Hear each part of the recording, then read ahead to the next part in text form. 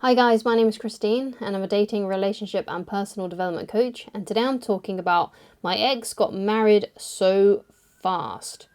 Okay, so what I want you to understand first is that it's not a race to see who has moved on faster.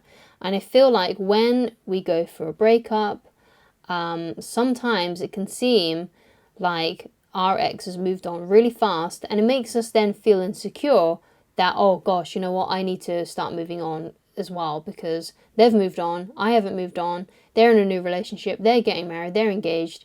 I need to find something fast because I need to catch up with them, basically.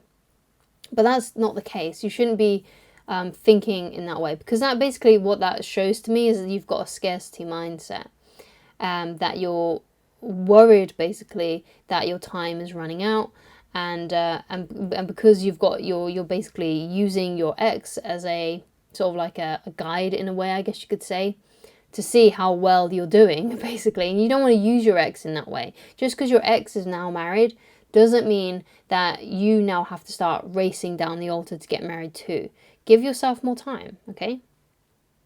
So I experienced this, not married, but I experienced, because when I broke up with my first proper girlfriend, she got into a relationship with the person that she cheated on me with, even though she had said to me things like, oh no, I don't really like her that much because, you know, she looks like a boy and stuff. And she was like basically saying all these different things to me about this new person that she was seeing, you know, all these bad things, but yet she still ended up in a relationship with them. It's like, I don't understand. But anyway, so she ended up in a relationship with that person. She basically went straight from me to this girl. And I got really insecure about that, right? I immediately after the breakup, within a month, I was on dating apps. I think the big one that I used back then was Plenty of Fish. I don't know if Plenty of Fish is still about, but I was on Plenty of Fish. And I think I was also on OkCupid as well. But anyway, I went straight to the dating apps. I didn't give myself any time. And I went on a couple of dates with a few duds. And it was all because I was fearful that, oh my God, I'm not in a relationship. And my ex is already in a relationship. I need to move on too. I need to look like I've moved on. When in reality, that's actually one of the worst things that you can do, because you're not giving yourself time to heal. You're not giving yourself time to get over it. And your ex basically has done the same thing, especially if this has happened really fast. Let's say within the same year of you breaking up. Right, so they may have already immediately went into that new relationship, or perhaps they monkey branched from you to them, and now they're already married.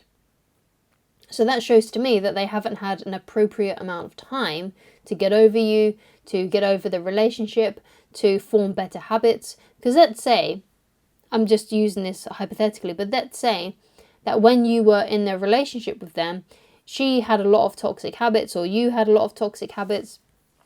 You know, perhaps you had lots of toxic habits like that were involved together.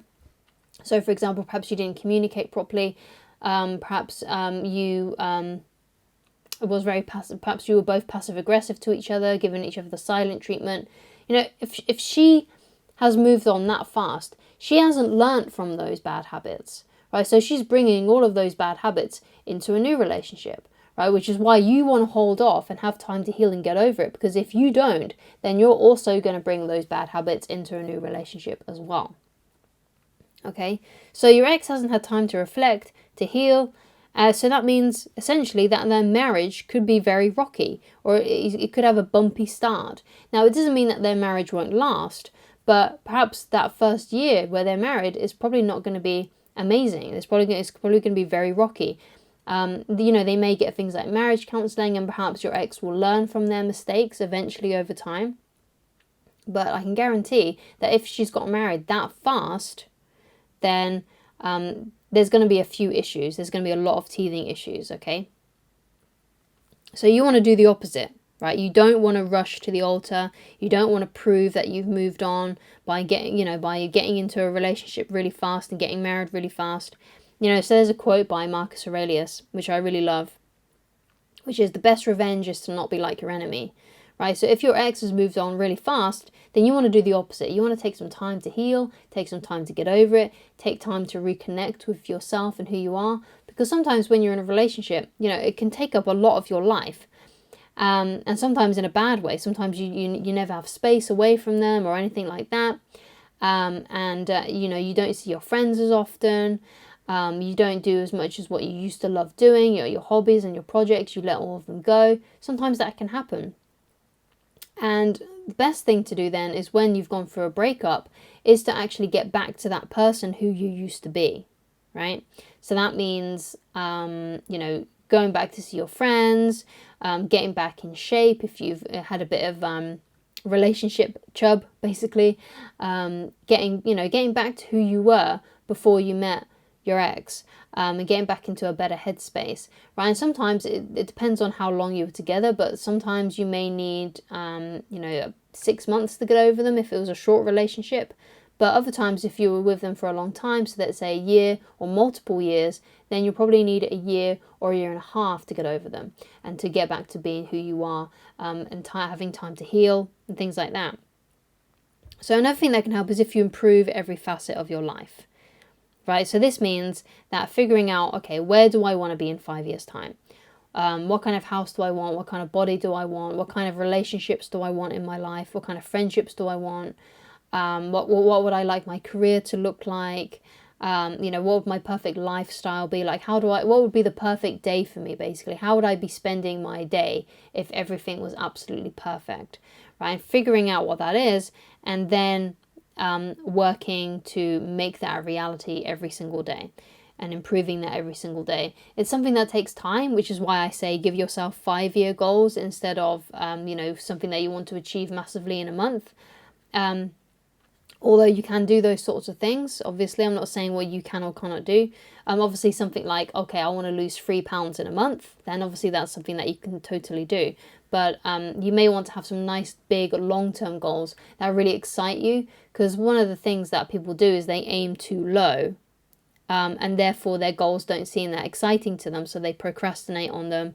They don't have the motivation to do them. So it's good to get like a really big, audacious goal that can get you really excited. And it doesn't matter if you don't reach that goal in 5 years.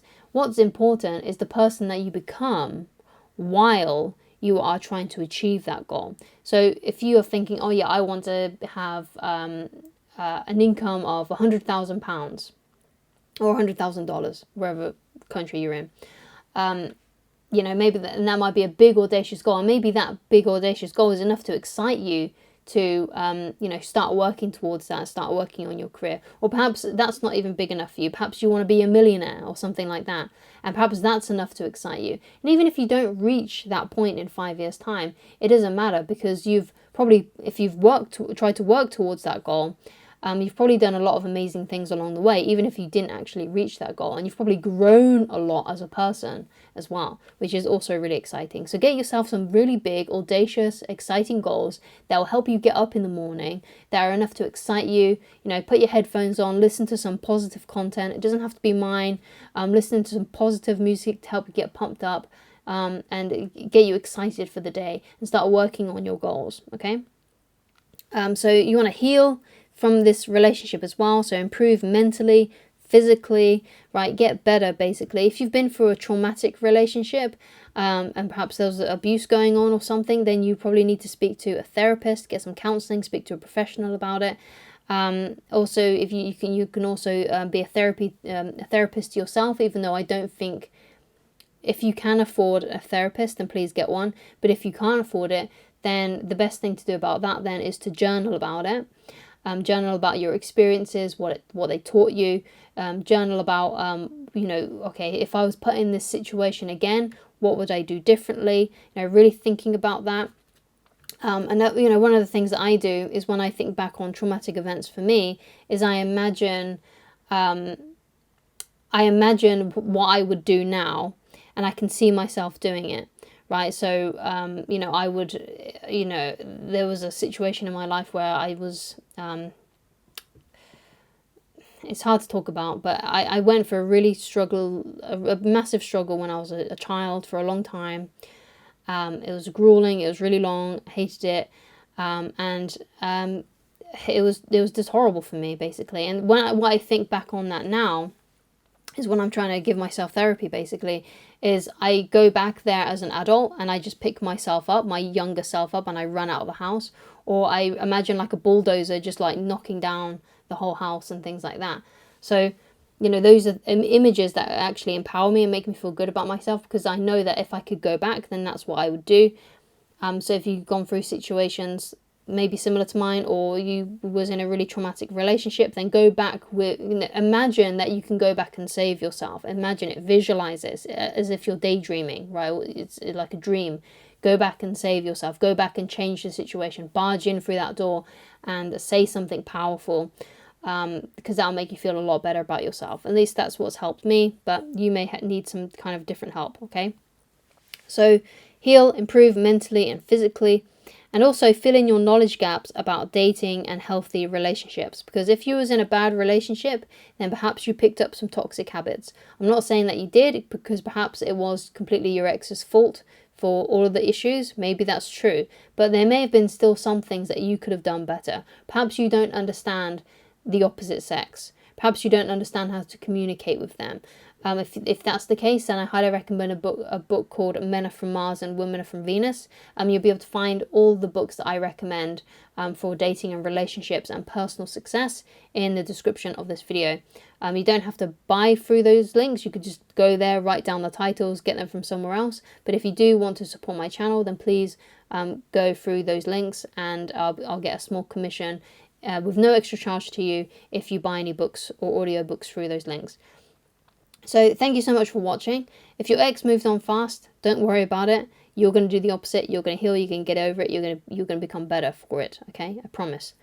So if you would like to get in touch with me personally, then please go to www.christineloveridge.com. And if there's anything you would like me to discuss in a future video, then please leave it down in the comments. Thank you so much, and I shall talk to you again very soon. Goodbye.